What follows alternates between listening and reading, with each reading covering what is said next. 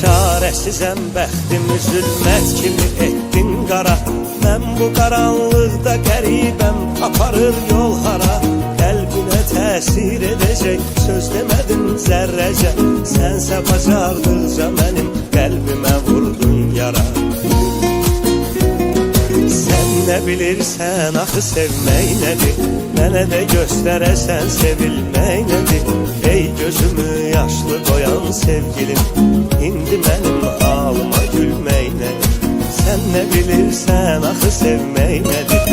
Mənə də göstərəsən sevilmək nədir? Ey gözümü yaşlı qoyan sevgilim, indi mənim halıma gülmək nədir?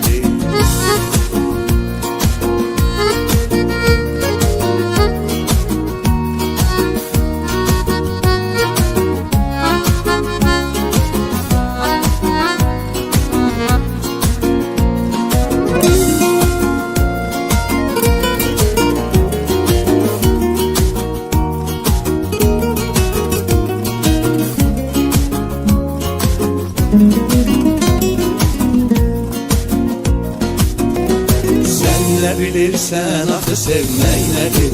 Mənə də göstərəsən sevilmək nədir? Ey gözümü yaşlı qoyan sevgilim, indi mənim halıma gülmək nədir? Sen ne bilirsən axı sevmək nədir? Mənə də göstərəsən sevilmək nədir? Ey gözümü yaşlı qoyan sevgilim, indi mənim halıma gülmək nədir?